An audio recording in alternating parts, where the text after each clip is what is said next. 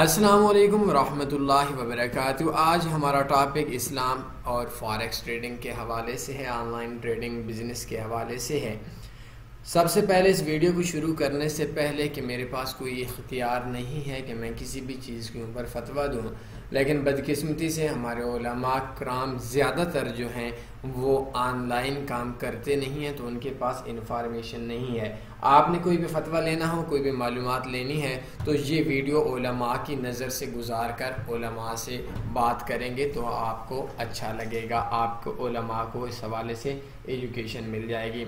सबसे पहली चीज़ कि आपके जहन के अंदर ये बात आ रही है, सोशल मीडिया के अंदर मैंने लोगों को सुना है कि लोगों को पढ़ा है कि फॉरेक्स ट्रेडिंग हराम बिजनेस है, आप लोग क्यों करते हैं।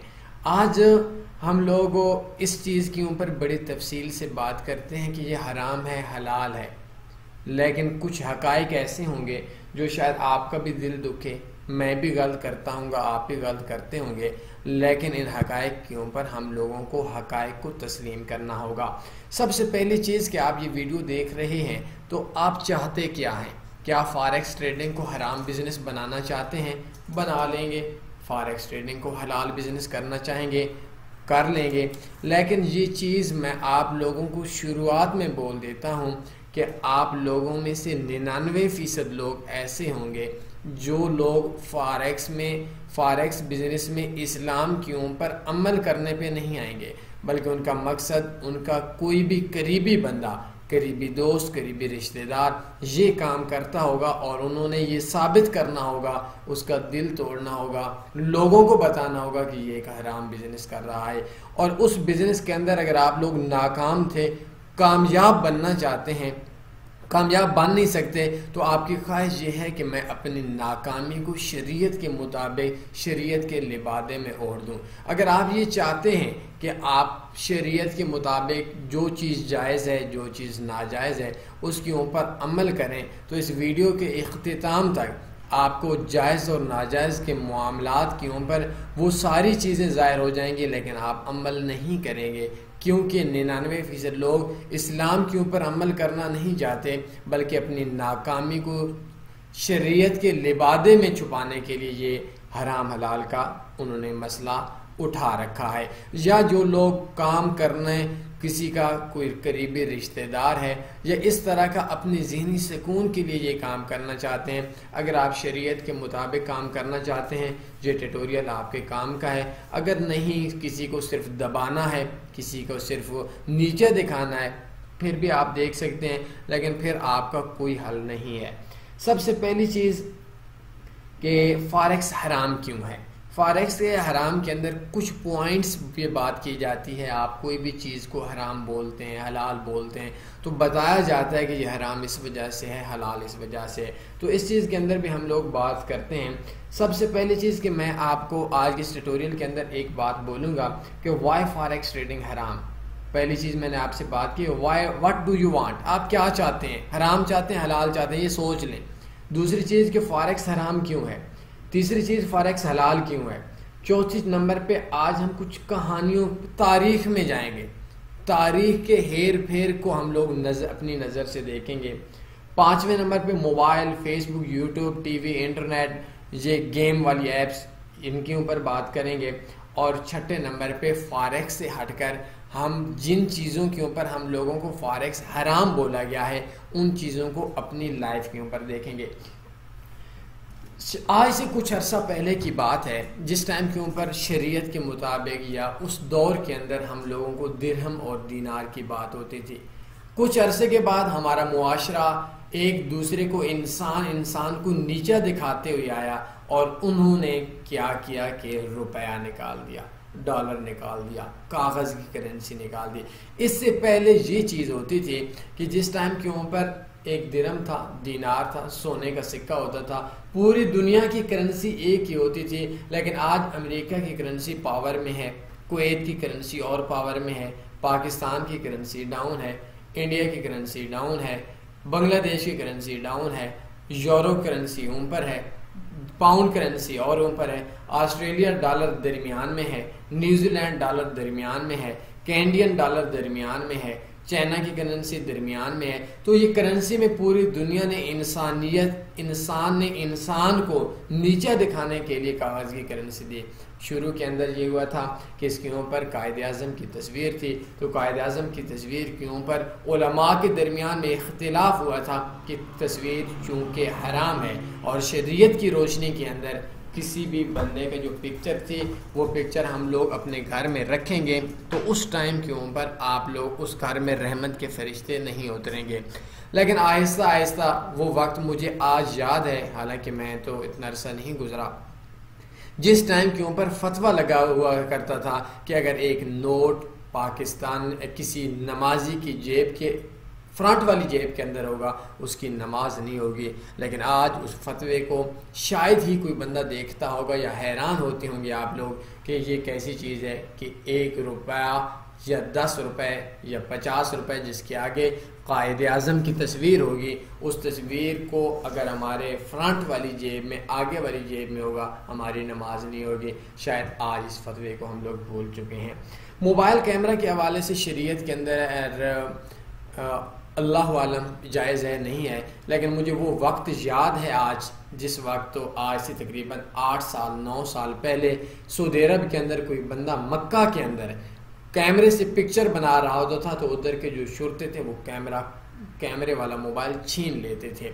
मुझे ये वक्त याद है, आप लोगों को में भी अक्सर को याद होगा, लेकिन आज 2020 के अंदर मैंने ये अपनी आंखों से देखा है कि एक मुसलमान जो खाने काबा का तवाफ़ कर रहा होता है वो शायद दुआएं कम पढ़ रहा होता है, लेकिन मोबाइल के ऊपर वीडियो लगाकर अपने रिश्तेदारों को दिखा रहा होता है और शुरते उधर के पुलिस वाले ये चीज़ देख रहे होते हैं। तो ये एक मोबाइल के ऊपर भी हम लोगों की तब्दीली आ चुकी थी। टीवी के अंदर शुरू में आज से तकरीबन 15-20 साल पहले जब टीवी नया नया आया था तो उस टाइम के ऊपर मैंने कुछ उलमा की बातें भी सुनी थी कि टीवी की तबाहकारियाँ, टीवी एक हराम चीज़ समझी जाती थी, लेकिन टीवी के अंदर क्या मसला हुआ कि आहिस्ता आहिस्ता उलमाए कराम ने भी टीवी के ऊपर आना शुरू किया और जो आज टीवी हराम के फतवे आज से कुछ अरसा पहले हम लोगों के ज़बान के ऊपर आते थे अब वो तकरीबन ख़त्म हो चुके हैं, कुछ थोड़े बहुत रह चुके होंगे। इसके बाद ये जो वीडियो हम लोग बनाते हैं, मैं एक बार एक मस्जिद के अंदर था, शायद 2-3 साल पहले की बात होगी, एक आलिम थे वो बयान करने के लिए आए। बयान करने के साथ आपने देखा होगा कि किसी जगह के ऊपर कोई लड़का कोई बंदा वीडियो बना रहा होता है मोबाइल से, तो उन्होंने वो खुतबा नहीं दिया, उन्होंने ये बात बोली कि आप लोग चूँकि वीडियो बना रहे हैं तो शरीयत की रूह से जिस जगह के ऊपर तस्वीर बन रही होती है वहाँ रहमत के फरिश्ते नहीं आते। हम लोग इस वजह से इधर आए हुए हैं कि रहमत के फरिश्ते आएँ और आप लोग वीडियो बनाएंगे तो लाजमी सी बात है हम लोग सवाब से महरूम हो जाएंगे। तो अगर वीडियो बनानी है मैं अपनी वीडियो नहीं बनाने दूंगा, अगर वीडियो बनानी है तो फिर चले जाते हैं, कोई फ़ायदा नहीं है, मस्जिद में भी गुनाह करना है। ये लफ्ज़ मैंने खुद अपनी आंखों से सुना है। मैंने एक और फतवा तारीख के अंदर खुद अपनी आंखों से सुना था, अपनी आंखों से देखा था, कानों से सुना था, आंखों से पढ़ा था कि शरीयत के अंदर हम लोग जो आईडी कार्ड के ऊपर पिक्चर बनाते हैं वो जायज़ है नाजायज़ है।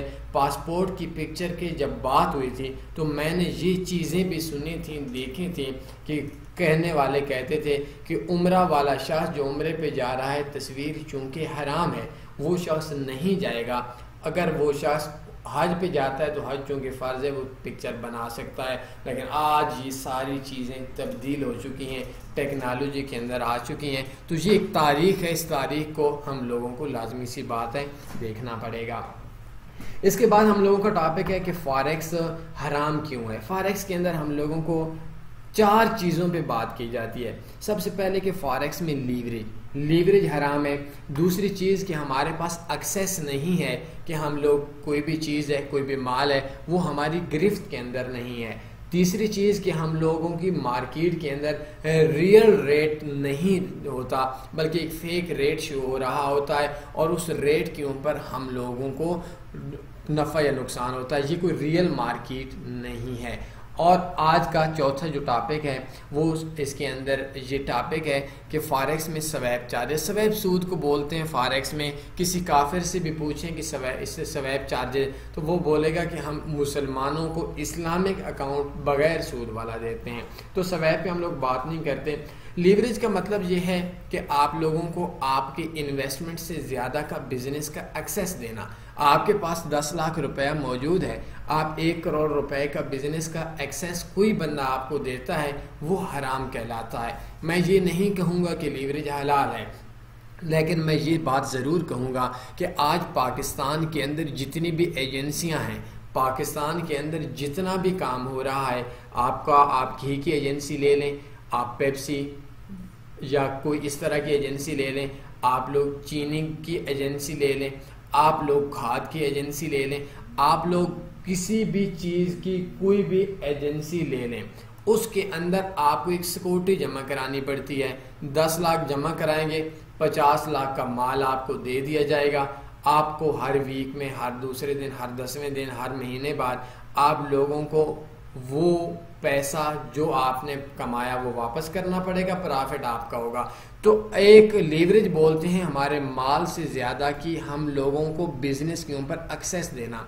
ठीक हो गया, फॉरेक्स में हराम हो गया, मान लिया।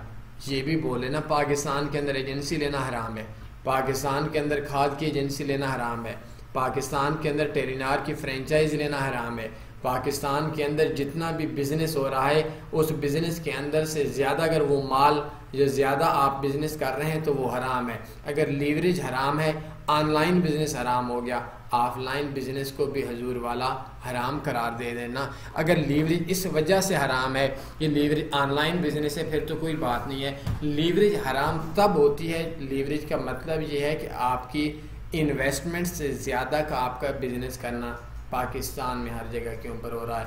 अगर वो भी हराम है तो ये भी हराम है, वो नहीं करना चाहिए तो ये भी नहीं करना चाहिए। दूसरी चीज़ कि हम लोग बोलते हैं कि हमारे ऊपर एक्सेस नहीं है, तो जो कुछ मैंने पढ़ा, जिस टाइम हम लोग अकाउंट कोई भी ओपन करते हैं तो उस अकाउंट के अंदर हम लोगों को एक टर्म्स एंड कंडीशन होती है, उसके अंदर हम लोगों को ये हमारा मुआहिदा रिटर्न लिखा जाता है कि जिस टाइम के ऊपर हम लोग काम कर रहे होते हैं तो हमारे ऊपर एक्सेस है। आपको आपके पास जब आपका इंटरनेट चल रहा हो, आपकी मर्जी है ट्रेड लगा लें, आपकी मर्जी है ट्रेड नहीं लगाएं, तो मेरे हिसाब से ये बात कहना कि हमारे पास एक्सेस नहीं है, इख्तियार नहीं है ख़रीदने का और लेने और बेचने का, तो ये चीज़ मेरे हिसाब से ठीक नहीं होगी। हमारे पास एक्सेस है, हम जब चाहें कोई चीज़ ख़रीद सकते हैं, जब चाहें कोई चीज़ बेच सकते हैं। हफ्ते इतवार की जो छुट्टी होती है वो तो अलग बात है, मार्केट की छुट्टी होती है, लेकिन मार्केट के अंदर हमारे पास मुआहदे के तहत हम जब चाहें वो चीज़ बेच सकते हैं, जब चाहे वो चीज़ खरीद सकते हैं। तीसरे नंबर पे हमारे पास बात आई है कि ये फेक रेट होता है। ऐसा नहीं होता, रेट मार्केट के अंदर होता है। और हमारी चीज़ एक ये बात भी बोली जाती है कि हमारी जो चीज़ होती है वो सिर्फ रेट के ऊपर ऐसे ऊपर नीचे होती है, वो चीज़ आगे से ख़रीदी नहीं जाती। अल्लाह आलम कि मार्केट में हमारा ब्रोकर हमारी चीज़ आगे ख़रीदता है या नहीं ख़रीदता, लेकिन जो मुआहदा होता है उस मुआहदे के तहत आपको ये बार ब्रोकर बताता है कि जो चीज़ आप लेंगे वो मैं मार्केट से लूँगा। मार्केट के आगे हर ब्रोकर बोलता है मैं ईसीएन ब्रोकर हूँ। ईसीएन का मतलब ऐसा ब्रोकर जो चीज़ आप ख़रीदते हैं वो आगे ब्रोकर बैंक्स को वो चीज़ ख़रीदता है, बैंक से वो पैसा वो ट्रेड आगे ट्रांसफ़र कर देता है। और इसके बाद एक चीज़ ये बात भी बोली गई है कि हमारे पास हम लोगों के हाथ में वो चीज़ नहीं होती। भाई आप इजी पैसा जब कराते हैं, बैंक में पैसा कराते हैं, पैसा आपकी जेब में होता है, मैसेज कराची कोयटा पहुंच जाता है, तो उस टाइम के ऊपर वो पैसा आपकी जेब में होता है, वो एक्सेस होती है। जब आप पेमेंट सेंड करते हैं, बैंक से सेंड करते हैं, वो आपकी एक्सेस होती है, आपके हाथ में होता है। पाकिस्तान के अंदर ज़्यादातर जो बिज़नेस होता है वो बिज़नेस ऐसे हो रहा है कि एक गाड़ी भेज दें, 2 गाड़ी भेज दें। शरीयत की रूह से माल को देखना ज़रूरी है, तब खरीदना चाहिए। लेकिन मैं ये नहीं कहूँगा ये जायज़ है। अगर आपका उस मार्केट में तो वो ख़रीदने के पाबंद भी होंगे, बेचने के पाबंद भी होंगे, आपके हाथ में नहीं होगी। लेकिन अगर आपके अंदर आपके ऑफलाइन बिजनेस के अंदर भी ये चीज़ हाथ में नहीं है तो ज़रूर वाला ये बात बोलें, अगर ये भी हराम है तो वो भी हराम है, अगर वो जायज़ है तो ये भी जायज़ नहीं है। अब इसके अंदर अक्सर लोग ये चाहते हैं कि फॉरेक्स ठीक हो गया, फॉरेक्स इस्लाम के मुताबिक नहीं है बिजनेस, शरीयत के मुताबिक फॉरेक्स बिजनेस नहीं है, उसी तरीके से नहीं है जिस तरीके से हमारा पैसा नहीं है, उसी तरीके से ये बिजनेस नहीं है जिस तरीके से हमारे पास इस्लाम ने इजाज़त दी है। लेकिन मैं 3-4 चीज़ें और बोलूँगा।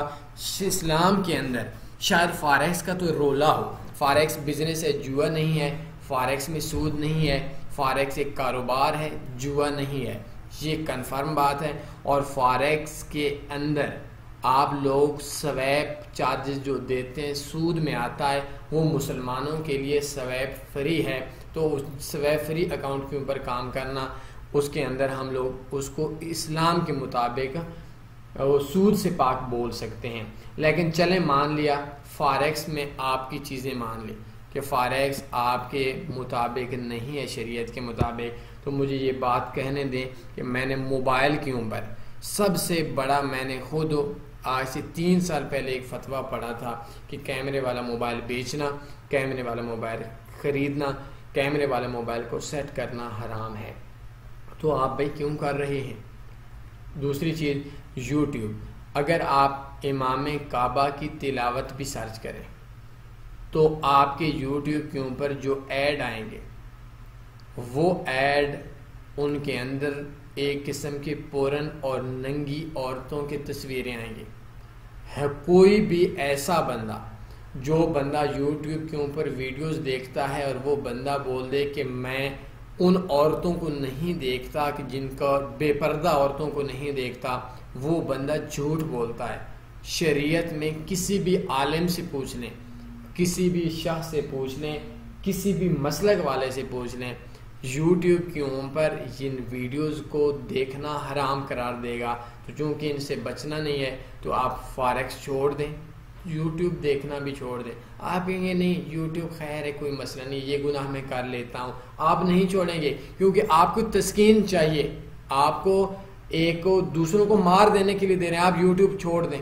मुझे भी छोड़ देनी चाहिए यूट्यूब के ऊपर। मैं ये नहीं कहूँगा मैं फॉरेक्स में हराम काम कर रहा हूँ, लेकिन ये बात मैं कंफर्म कहूँगा कि यूट्यूब में देखना शरीयत के हिसाब से जायज़ नहीं और गुनाह कर रहा हूँ मैं, और अल्लाह मुझे आपको इस गुनाह से बचाए, मानना चाहिए। फेसबुक के ऊपर भी यही मसला है कि फेसबुक के ऊपर हमारे पास जो भी पिक्चर्स आती हैं, जो भी चीज़ें देखने को मिलती हैं, वो ये मैं कहता हूँ कि बहुत ज़्यादा गलत हैं, बहुत ज़्यादा गलत हैं। तो फेसबुक भी अगर आप शरीयत के मुताबिक अल्लाह के खौफ से ये काम छोड़ना चाहते हैं, फेसबुक भी छोड़ दें। टीवी के ऊपर मैंने लाइव ड्रामा बड़ा अरसा हुआ नहीं देखा, 7 साल 8 साल 10 साल हो गए होंगे, मुझे बहुत अरसा हो गया है मेरे ख्याल में। जितने भी ड्रामे आ रहे हैं उन सब के अंदर जो हमारी नौजवान नस्ल की गलत ट्यूनिंग हो रही है, वो मैं कहता हूँ कि बात बोलने के काबिल भी नहीं है। जो पिक्चर, जो खबरों के ऊपर जो हमारे पास गैर शरई और बेपर्दगी हो रही है, कोई इनकार नहीं कर सकता। हमारे टीवी चैनल के अंदर ड्रामा कौन सा है? चचा भतीजी का अफेयर, वह एक औरत जिसके 3 बच्चे हैं, वो किसी से भागी जा रही है, उसका किसी से अफेयर चल रहा है, कोई मोहब्बत चल रही है, 100% ये गलत चल रहे हैं। लेकिन आप लोग टीवी देखना नहीं छोड़ेंगे क्योंकि आप चाहते हैं कि अगले को नीचे दिखाएं इस्लाम के रिवादे के अंदर। आप छोड़ दें, इस्लाम के अंदर कोई भी आलिम, कोई भी शख्स ये नहीं कहेगा ये जायज़ है। इंटरनेट ऐप जो हम लोग ऑनलाइन चलाते हैं, गेमें चलाते हैं, इसके ऊपर भी अल्लाह माफ़ करे जो पिक्चर्स, जो वीडियोस आ रही हैं, जो टिकटॉक है पाकिस्तान के अंदर हर शख्स इस्तेमाल करने वाले। आप टिकटॉक इस्तेमाल करते हैं, खैर है, गुनाह मिलता है मिल जाए।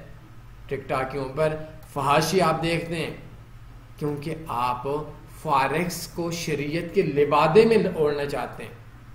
हराम है, जायज़ नहीं है।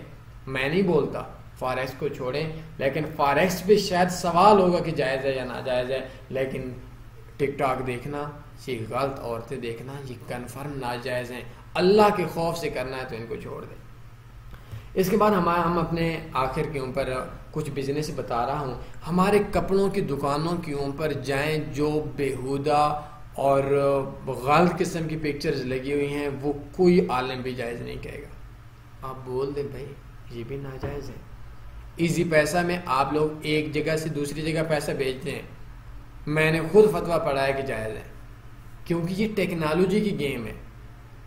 टेक्नोलॉजी के अंदर पैसा आपका इधर से जाता है, आगे चला जाता है, तो उसके अंदर मैंने खुद पढ़ा है जायज़ है। शुरू में इसके ऊपर रोला बना था, लेकिन बाद में उलमा ने बोला कि ये एक टेक्नोलॉजी की माद में आती है, तो खैर इसके अंदर जायज़ है।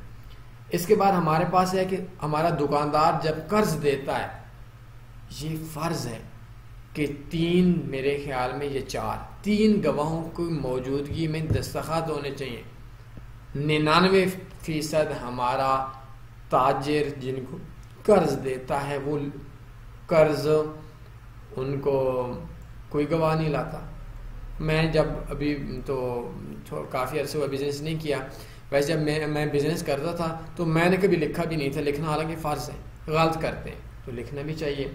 जनरल स्टोर के ऊपर हमारी क्रीमों के ऊपर जो पिक्चर्स लगी हुई होती हैं, अल्लाह माफ़ करे, तो बोल दें वो चीज़ भी जायज़ नहीं है। मैंने दारुल उलूम देवबंद में 2017 में एक फतवा भेजा था, उसके अंदर फॉरेक्स की बात की थी। उन्होंने ना हलाल बोला ना हराम बोला, बल्कि पूछा था कि इसको आगे क्या करना है। लेकिन मैंने एक और काम किया था कि गूगल एडसेंस जो हम लोग ऐड आ रहे होते हैं वेबसाइट्स के ऊपर, हम तो चूँकि गूगल की करते नहीं है, या यूट्यूब के ऊपर जो हमारे चैनल्स के ऊपर आ रहे होते हैं, इनके अंदर कुछ जुए, कुछ वेबसाइट हराम काम दिखाए जाते हैं, तो दारुल उलूम देवबंद के फतवे के नज़दीक वो हराम है। लेकिन आज एडसेंस की कीमत मुझ समेत सारे खा रहे हैं, और उसके अंदर के जो ऐड हैं वो ऐड हराम कामों के होते हैं। दारुल उलूम देवबंद इंडिया के तहत वो काम हराम है, लेकिन आप नहीं बोलेंगे कि वो हराम है। आप ही यूट्यूब पे काम करते हैं, मैं भी करता हूँ, लेकिन फिर भी हमने अपने अगले बंदे को मात देने के लिए बोलना है हराम है। हमने अपने अंगूर खट्टे वाली मिसाल, हम लोग कामयाब नहीं होना चाहते तो हम अपनी नाकामी को छुपाने के लिए इस्लाम के लिबादे में आते हैं। ऐसा ना करें, बल्कि उसको ठीक है इस्लाम में आए, लेकिन इस्लाम में इन नाजायज़ कामों को भी छोड़ेंगे तो पता चलेगा। इसके बाद हमारे पास यही ऑनलाइन काम है। ट्यूटोरियल बहुत लंबा हो गया, बहुत बड़ा टॉपिक था, तो इसके अंदर चीज़ ये है कि हम ये नहीं कहते कि ये काम शरीयत के मुताबिक है। अगर आप शरीयत के मुताबिक काम को छोड़ना चाहते हैं, आप फॉरेक्स छोड़ दें, लेकिन साथ में फेसबुक यूट्यूब के ऊपर गंदे इश्तिहार देखना भी छोड़ दें, घर के अंदर बेहुदा टीवी देखना भी छोड़ दें। आप बोले नहीं यार फेसबुक खैर है, कोई मसला नहीं है, थोड़ा गुनाह मिल गया तो खैर है, वो नहीं छोड़ता, यूट्यूब नहीं छोड़ता, तो भाई आप ट्रेडिंग छोड़ रहे हैं। ट्रेडिंग का शक है, उलमा कहते हैं कि जायज़ नहीं, इस वजह से क्योंकि शरीयत के मुताबिक नहीं हो रहा, कोई बाकी काम हमारे शरीयत के मुताबिक नहीं हो रहा। तो अगर शरीयत के मुताबिक ट्रेडिंग को छोड़ते हैं, आपको बहुत अच्छी चीज़ है, आपको छोड़ देनी चाहिए उलमा से पूछकर। लेकिन भाई ये यूट्यूब के ऊपर जो हमारे ऐड चल रहे थे, ये देखना कन्फर्म हराम है, इसके ऊपर जो वीडियोज़ हैं वो हराम है। आपके कैमरे के अंदर जो आपने या मैंने मोबाइल के अंदर पिक्चर्स रखी हुई है, ये भी कन्फर्म हराम है। इन सब को छोड़ेंगे तो अल्लाह के यहाँ कबूलियत होगी ना भाई। अगर आप इनको नहीं छोड़ेंगे और बोलेंगे नहीं मैंने किसी को मात देने के लिए ये बात बोलनी है कि वो हराम है, तो अगर आप दुनियावी मकसद के लिए शरीयत को यूज़ कर रहे हैं, वो अच्छी चीज़ नहीं है। अल्लाह आलम, मैंने कोई चीज़ ऐसी बोल दी हो जो चीज़ शरीयत के मुताबिक ना हो, मैं अल्लाह से माफ़ी का तलबगार हूँ, आप लोगों से भी माफ़ी का तलबगार हूँ। लेकिन अपनी इन्फॉर्मेशन, अपनी एजुकेशन आप लोगों के सामने शेयर की। अल्लाह ताला हम सबको दीन के मुताबिक ज़िंदगी गुजारने की तौफीक दें, हमारे अंदर की खामियों को अल्लाह ताला माफ़ फरमा दे। कोई सवाल बनता है पूछ सकते हैं। अपना ख्याल रखिएगा, दुआओं में लाजमी याद रखिएगा। अल्लाह हाफ़िज़।